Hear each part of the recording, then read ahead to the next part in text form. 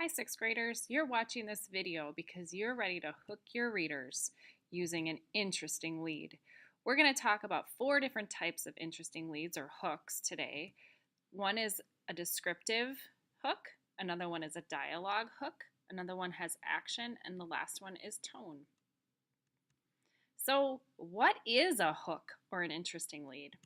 An interesting lead entices your reader to keep reading, and a good lead grabs your reader's attention and refuses to let them go. The first type of hook that we're going to talk about today is description. A descriptive hook adds detail specifically to the setting to orient the reader, and it appeals to the 5 senses.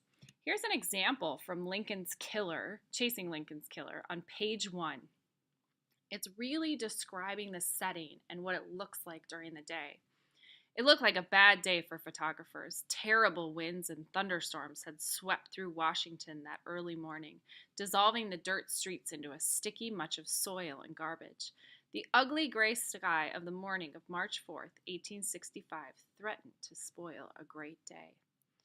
This description really helps to orient the readers and gives a really good sense of what the day looks like. Another type of hook that you could use is dialogue.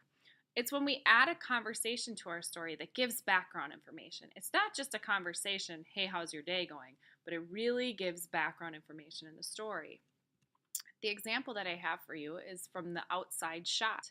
It says, hey, Lonnie, what you doing around here? Thought you was supposed to be going off to some college. Sister Boone from the church my mother went to was fanning herself as she sat on a wooden chair in front of one of the brownstones down the block from where I lived. This dialogue gives us a little background information on Lonnie and where he was supposed to go. Another type of hook is action. It's when the story starts with an exciting event that the author will describe throughout the story. We have a really good example from Peak on page 3 when he's describing himself climbing up the skyscraper. I was only 2/3 up the wall when the sleet started to freeze onto the black terracotta. My fingers were numb, my nose was running, and I didn't have a free hand to wipe my nose or enough rope to rappel about 500 feet to the ground. I had planned everything out so carefully, except for the weather, and now it was uh-oh time. The last type of hook is a tone hook. It's when the author describes a specific event using a tone that entices the reader to read more. The tone makes the reader feel a certain way, either fear or sadness, discontent, nervous, excited. This example is from Among the Hidden on the first page. He saw the first trees shudder and fall far off in the distance. Then he heard his mother call out the kitchen window, "Luke, inside, now!" He had never disobeyed the order to hide. Even as a toddler, barely able to walk in the backyard's tall grass, he had somehow understood the fear in his mother's voice. This example is very suspenseful, and it makes the reader want to read more.